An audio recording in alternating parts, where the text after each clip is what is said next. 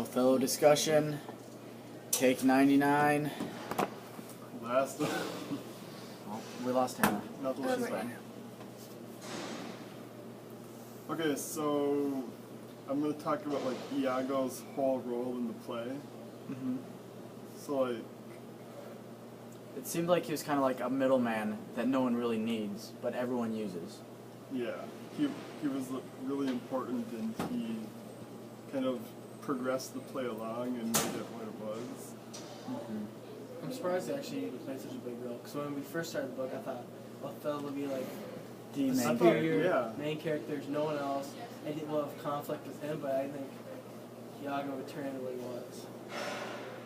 What like type of character do you think Iago is? Like, Yeah. yeah. He is definitely the bad guy in this book. And then, do you see him as like being a little wimp that kind of hides behind everything and weasels his way around, or would you see him as like a big guy that kind of gets I what he kind of wants? see him as like a snake. Snakes. Snakes! But I mean like really, he's like kind of sneaky and he like goes behind everyone's back and like says he's gonna do one thing, but really he does another thing. Like he promises Rodrigo to help him get Desdemona or whatever he And does. actually, in the end of the book, you learn that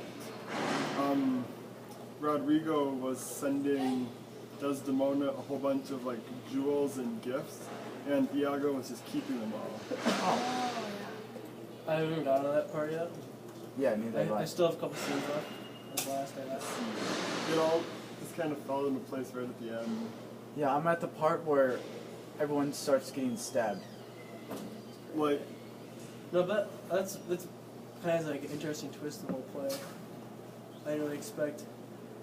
Was it Rodrigo Rodrigo, yeah.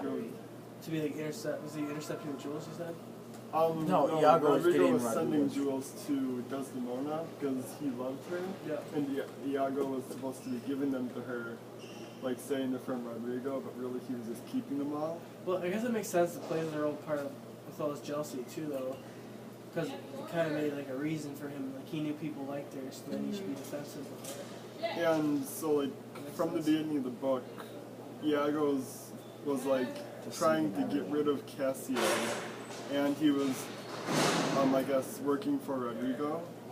So then, I think it was like the 5th act,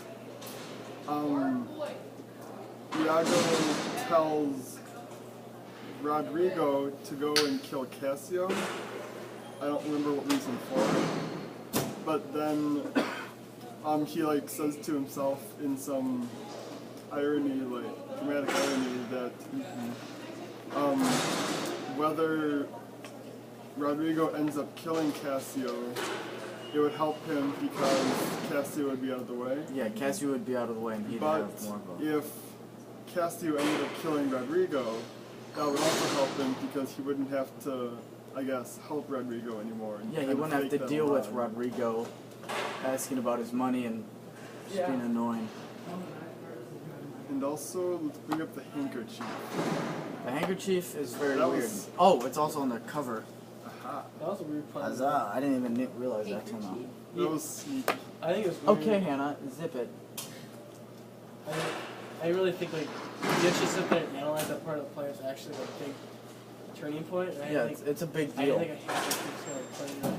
Well, I Any guess, role. I think like back in the day it was like sort of like giving a girl a ring, like marriage.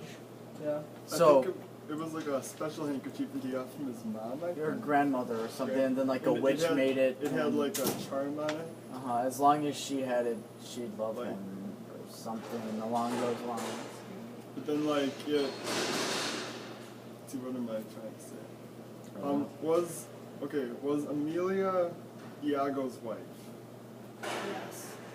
Maybe. Yeah. It was. Because... And then Bianca was. Bianca. But really she was a prostitute. Yes. Okay, back to the Oh, I time. thought Sorry. she was Cassio's. Oh, Bianca was Cassio's, not Rodrigo. Okay. My bad. I beat. So, I don't know why Amelia, like, Iago had always been telling her to try to steal the handkerchief. Mm-hmm. Why didn't she ever ask the reason?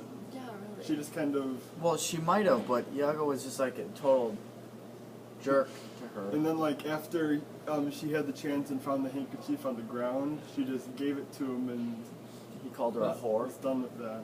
That was weird. Like, why are you just fighting on the ground?